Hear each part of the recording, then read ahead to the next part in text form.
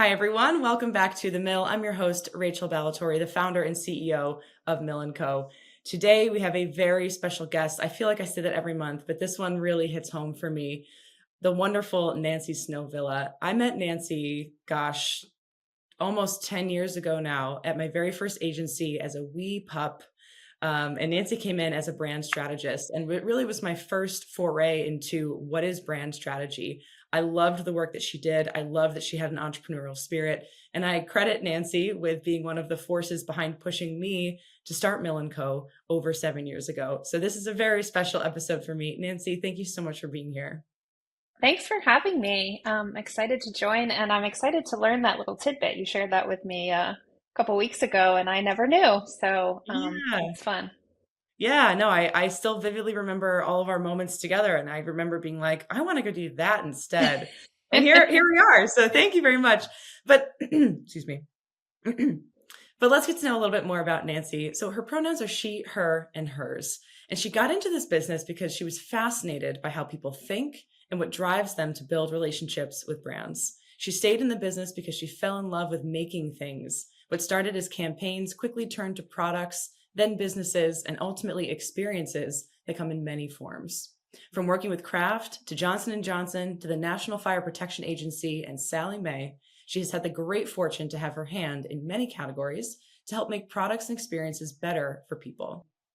Part lifelong agency person, part business consultant, part strategy nerd, her superpower is bringing leaders from all disciplines in an organization together around the ways brands can make their business stronger. A little secret, she loves it when she meets someone who throws up their hands and says, I'm not much of a brand person. I also love that. She hears that and knows that they're about to have a great conversation. Nancy, so excited to have you. Yay. It's been so long. Hey, thank you. I know. Fun So to tell reconnect. us a little bit about your journey into brand strategy. Like what really pushed you down this path? Yeah, it's so interesting because I think I always loved the marriage of creativity and kind of business acumen, right brain, left brain. And I knew I wanted to be in the agency world. But when I joined Arnold as a summer internship when I was a wee pup. And like I say in my bio, I really loved kind of that thinking process behind how do we build connections with brands, what makes us fall in love with brands and really wear them as badges on our bodies, drive them down the streets. And so I did this internship where, you rotated through every department. And at the end of every week or 2 weeks, I don't remember what it was, whoever my manager was at the time said, you should be a planner. You should be a strategist. You should go see our customer insights team. And I wound up, starting in that role. It was a really cool time. Not to date myself, but the kind of account planning discipline was just bursting on the scenes in the US. It had originated in the UK. And so, this idea of someone who would really partner with client teams and account leads, know the business, but also try to translate insights from the world around us, really dive into the consumer and what makes them tick, and then work with creative teams to bring that insight into their concepts, sell the concepts, tell the story of how those concepts will really work to impact business. I kind of felt blessed that there even was such a thing. And it really hit on a lot of the kind of skills that I had and also my interests. So, that was the start. And I think really getting to, work with leaders, kind of my mentors who showed me, the way that you can kind of really think critically about truths or tensions in the world. And that can be the basis for an entire campaign was super exciting. And I had the chance to work on some really cool brands really early in my career, which was a blast. Yeah, I think that a lot of agencies and creatives underestimate the value of really good insights. And very early on in my very first agency, I learned the power of a good project brief is only as strong as the insights and data and analytics infused into it. And Yeah. I remember being like, well, but where did those come from? And then insert Nancy, and it's just such a powerful thing behind any good marketing campaign is data analytics, customer experience, customer needs, and the customer psychology of why they would purchase and make a decision. Yeah, it's interesting you say that too, because I think that, there was kind of, pockets of questioning, why is this, an independent, discipline? Don't we all kind of do that? Sometimes there would be resistance, creative teams or account leads would say, well, that's kind of my favorite part of the job. And I think, one of the things that I found, was one of the most rewarding parts of my job was helping to shape that role of strategist as someone who just creates time and space for us all to think that way, right? Yes, it's my job to kind of hunt down that data, hunt down those insights, but it's also my job to create teamwork environments where we all get a chance to think that way. We all get a chance to sort of share that ideation. You and I had that experience, right, in the work we did together, where it wasn't any one,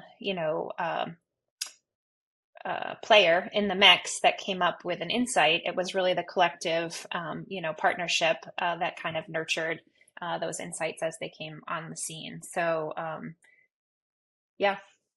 I love that concept, creating space for teamwork, because the more that we work together, particularly when it comes to creative work, the better we are.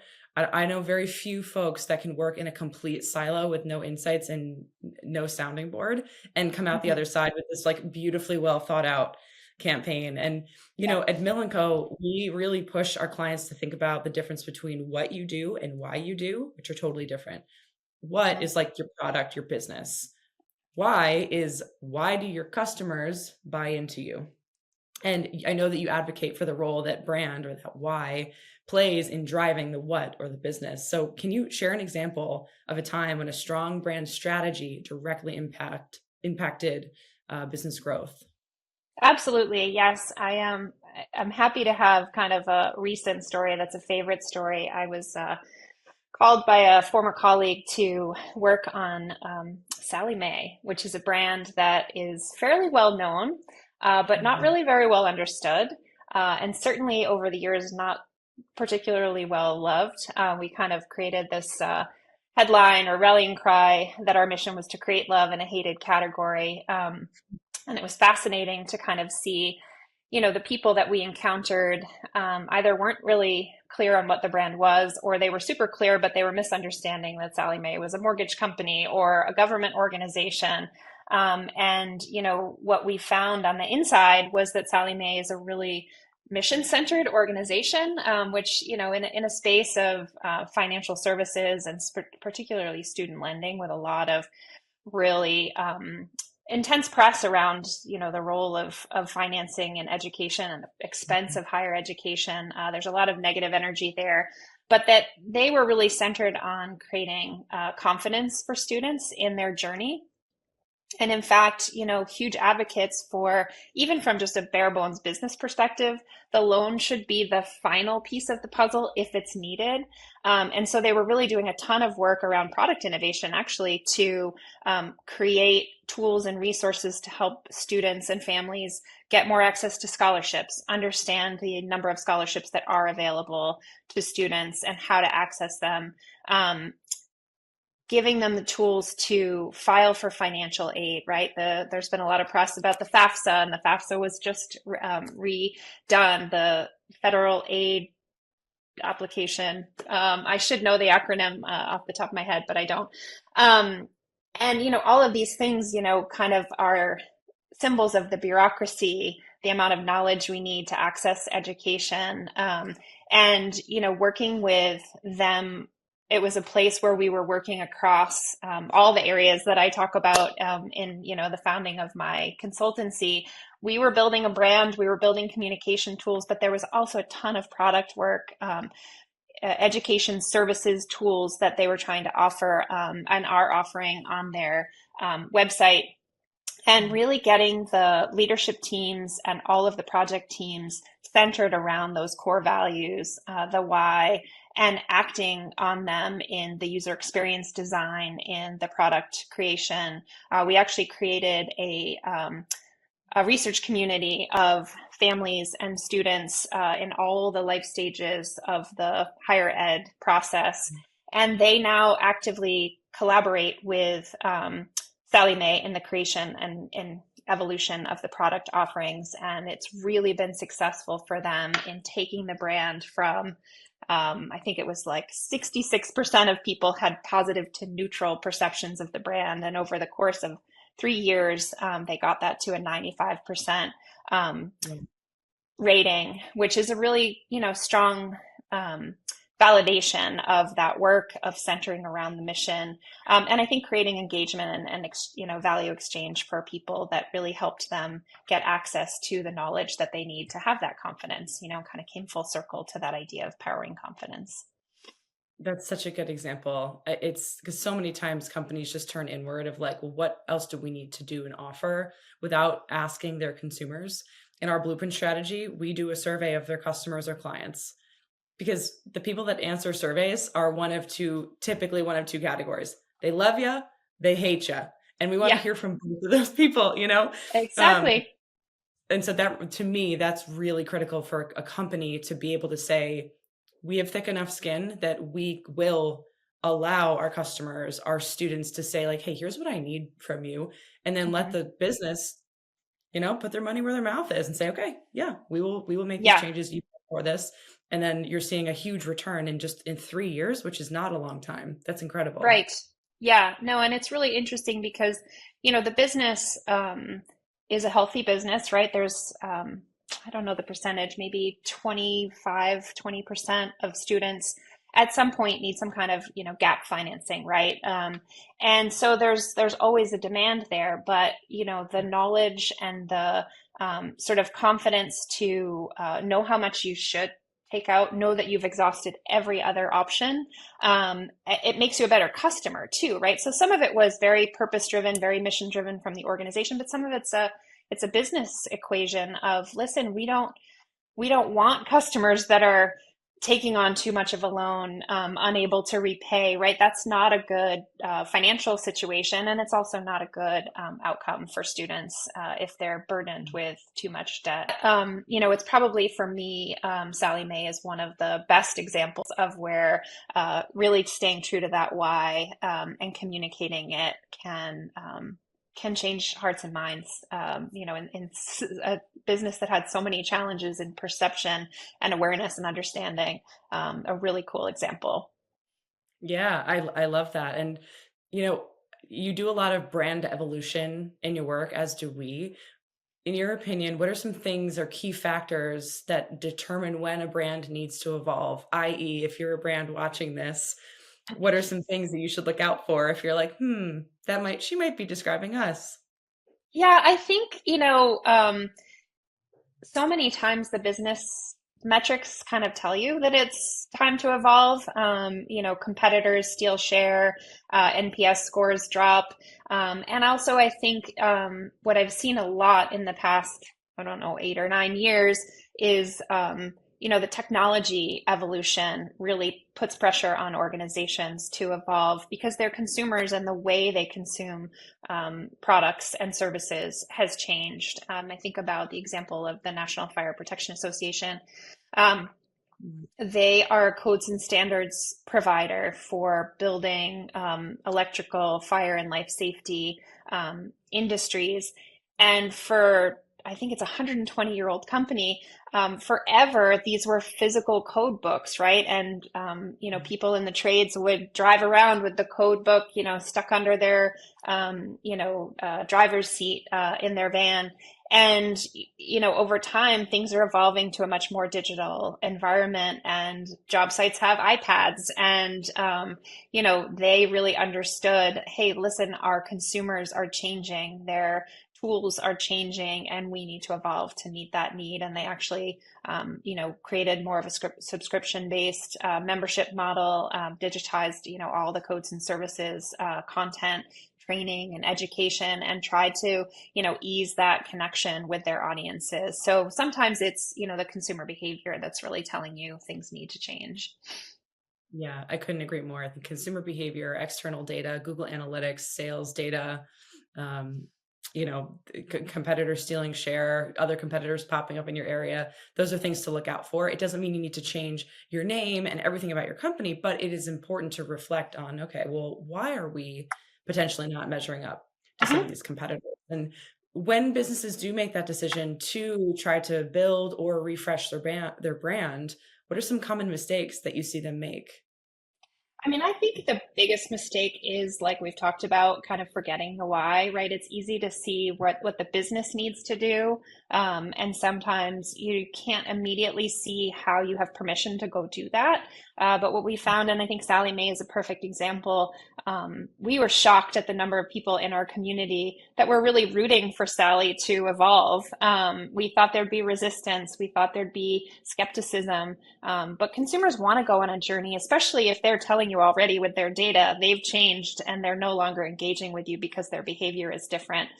So I think really centering on that why is a mistake that many times brands make. They think that that why stands for their old offering, not the new, and they leave it behind as they try to create new products. Mhm. Why is not what? I'm gonna get that Yes, tattooed on right? my forehead, Nancy, because the amount of times I say that to people, I'm like, I'm just tired of saying it. Just read it. Why is not your what? Your what is not your why. Exactly. Your board of directors should not be writing your mission vision statement. You should be including opinions of your customers who are spending money with you. Mhm. What do they need? What do they value out of what you're doing now? Right. It's not just, I spoke at a wealth management conference last year, and it was pretty gutsy of me, but I put up a slide at the end of this kind of like, it was the power of why was the name of the presentation. And the very last slide, I chose four different firms. Now, these are big firms. I mean, they're in the hundreds of millions to billions of dollars of assets under management, big guns, right? And here I am at the front. So I took four of them and I went into their websites. I went into their About Us section and I pulled four little snippets from each of them. And then I strung them together in order. So paragraph 1, 2, 3, 4, and I put them on the slide. So I read through it. And before I did that at this presentation, I said, okay, you don't need to raise your hand, but I want you to think, did I pull this from your website? So then I read it. And then I just paused and I looked out and I said, okay, again, don't raise your hand. Did this sound familiar to you? Maybe to a couple of you? It should, because I took this from four of your websites, Hmm. and it was the four biggest ones in the room. Yeah. And I said, No. if you're all saying the same thing about what you do, why am I, a family with money, going to bring those assets to you? What do you bring to me?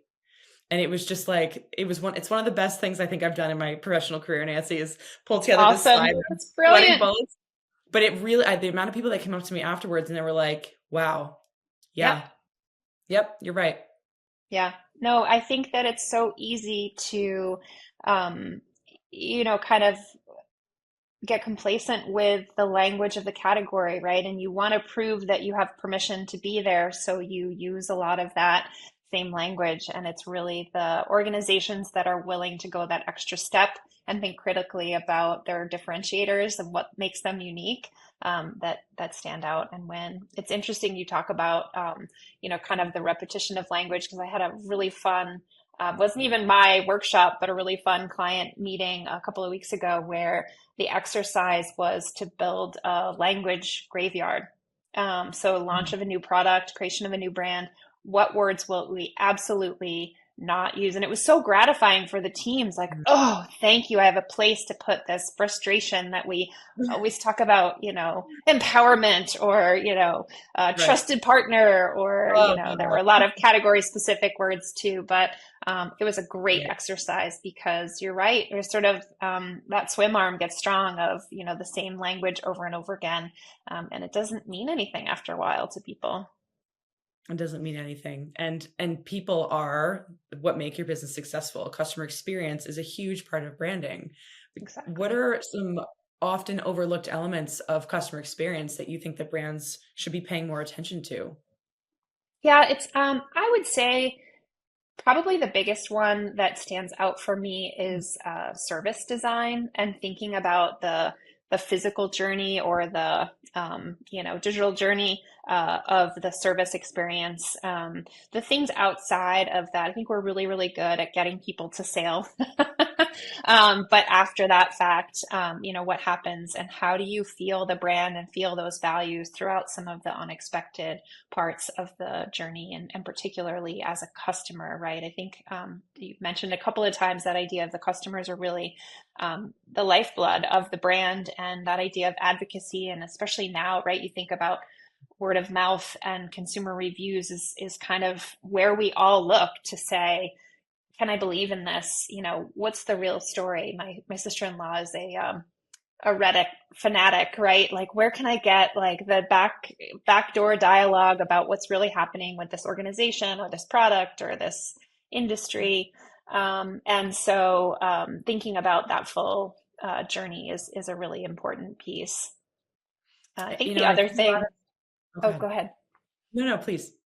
No, I was going to say the other thing is kind of keeping in mind context. What else is happening in people's lives as they're conducting this transaction, or reading your content. We had a kind of crazy moment. We had a death in the family at the end of the year, and my husband opened this note, and it was a sympathy note, super nice, right? And midway, he realized that it was from a realtor in the area. And the second half of the note was the request to, take the listing of the home of this family member.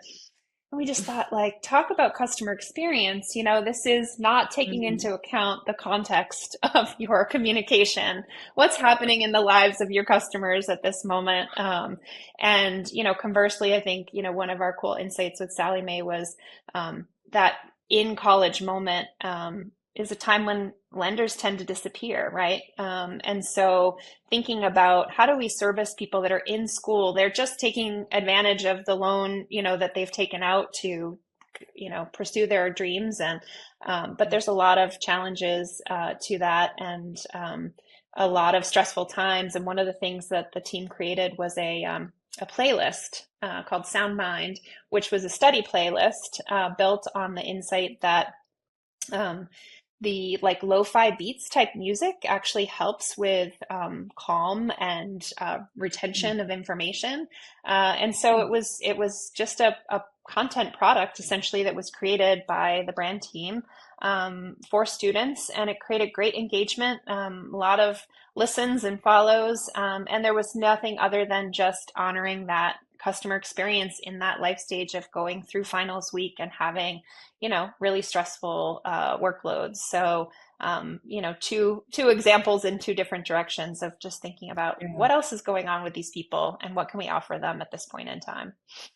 Right, and particularly today, we're all living in such a crowded digital space. I love the idea of the playlist. It's a bit more of a modern take Mhm. that meets where you are. How can brands keep attempting to stand out in this very crowded space on a digital platform without losing authenticity?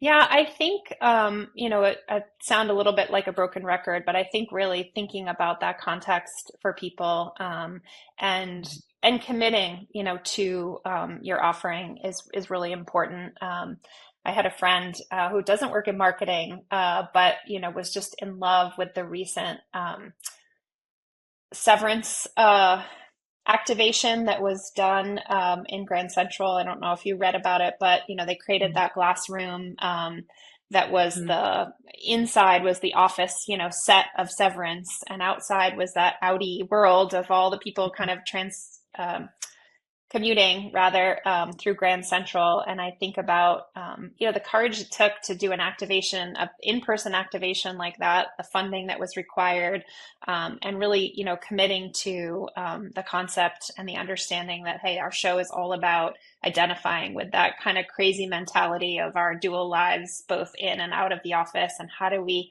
kind of touch people in that exact moment. So really being contextual with where it's placed and how it's produced was a huge piece of that. And I think that's, Yeah. one of the biggest things about standing out is like commit to the bit, right? Like really think about it and then execute it fully, against that insight.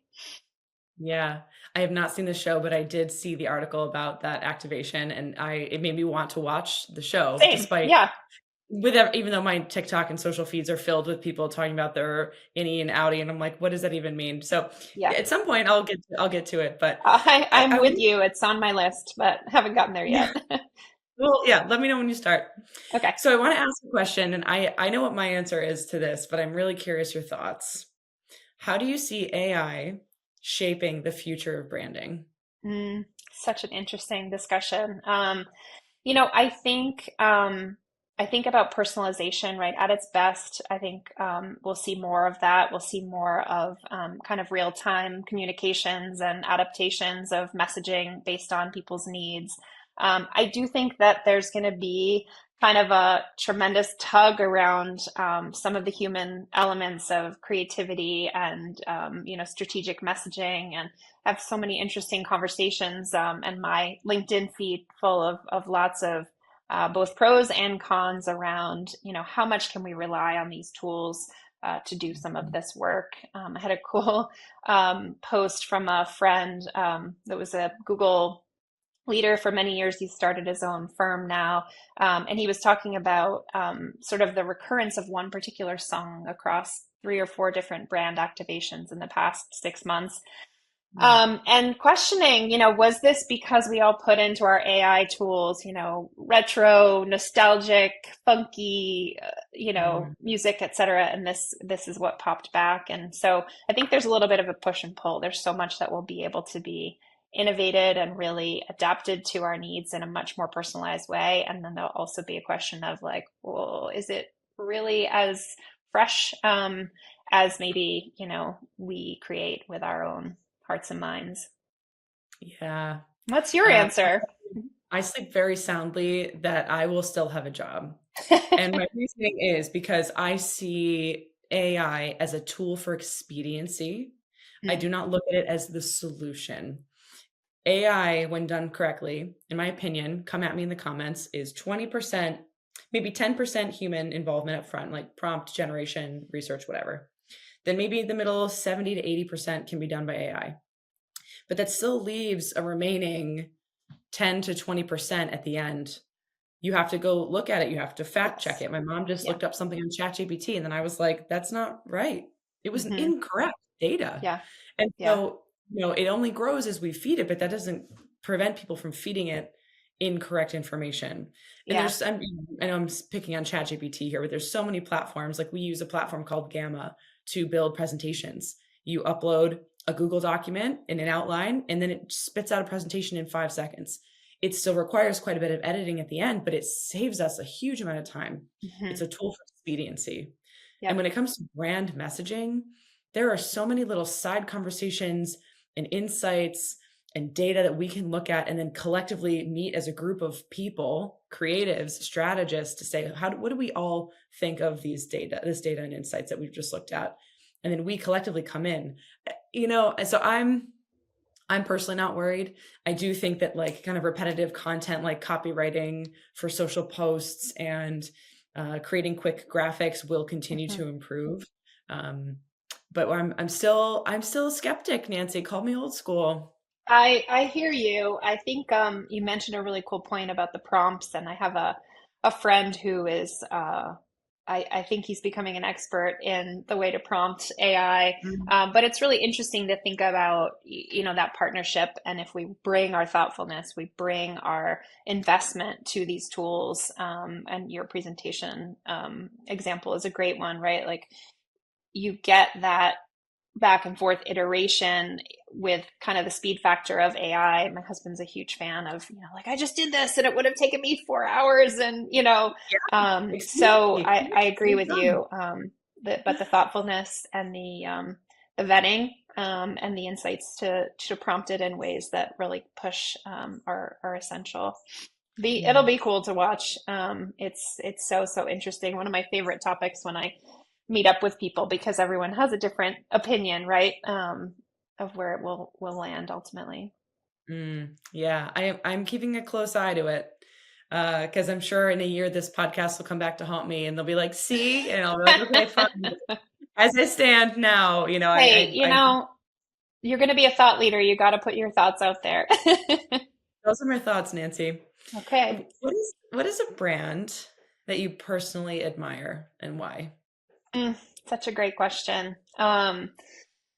So I'm going to go a little off the grid here and say that one of the brands that I admire most, I discovered during COVID, and I'm kind of a foodie person. I don't know if that term has developed sort of haters, but I love food. I love to cook. I love to eat out. And I discovered this brand. I was teaching a strategy class at BU.